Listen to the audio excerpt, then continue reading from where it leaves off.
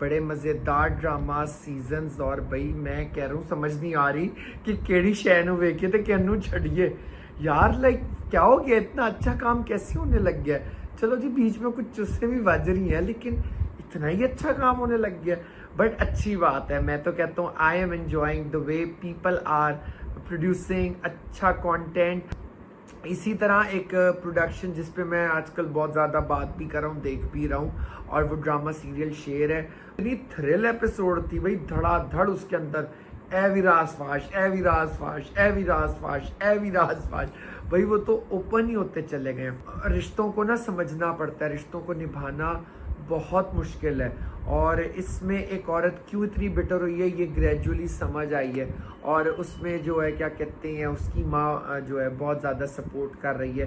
ताज बीबी की दोस्ती भी हो गई है, तो पता नहीं, बस मेरा ये है कि अल्लाह करे इस ड्रामे के एंड में ताज बीबी की डोली ज़रूर उठे। शेर खड़ा हुआ होता है और चाचा आता है, उसके गिरेबान पकड़कर वो कहता है तुम्हारे भरोसे हाथ को भेजा था, तुमने उसको फंसवा दिया है। वो कहता है जी मैंने कुछ नहीं किया, मेरा भी तो लॉस हुआ है कि अब शेर जो है ना वो अपने एक एक मोरे को हटाता जाएगा। कभी किसी की हाय नहीं लेनी चाहिए, कभी किसी का बुरा नहीं करना चाहिए। हम लोग जब ये करते हैं ना और ये भूल जाते हैं कि हमारे साथ अल्लाह हमें देख रहा है, तो वो आपका एंड होता है। और ये इस ड्रामे में दिखाया है कि जब ये पैसा दौलत जदाद सब कुछ यहीं रहती है, आपकी लालच आपको मरवाती है। तो मरजान कहती है कि वो किस कंपनी में गया कुछ पता ही नहीं, जब उसका कोई वजूद ही नहीं है।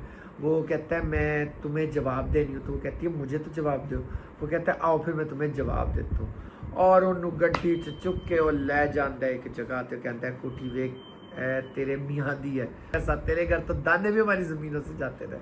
और बड़ा ज़बर शेर कहता है अपने मुँह से बोल। और वो बताती है कि जी ये जो वो जितने वो आपके हैं छोटे साई मेरे भी वही लगते हैं जो आपके लगते हैं।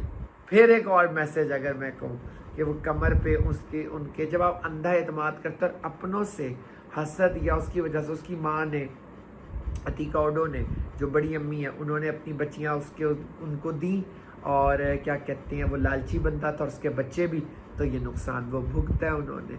अब वो दूजे दी बारी है और दूजे दे नाल ते फिर वो होंदी कि मैं तुहानू की दस्सां, वो उसकी बहन जो है वो आके इनकार कर देती है।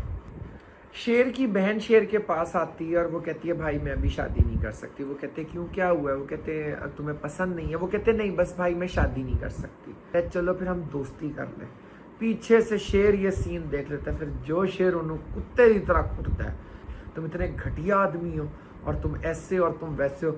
और शेर कहता है शुक्र कर मैंने तुझे आज मारा नहीं है, काश मैं तुझे खा जाता, फाड़ देता। और वो राजदान को कहता है इसको पकड़ निकाल, और अगर ये इस घर के आसपास भी नजर आए तो मैं इसको मार दूंगा।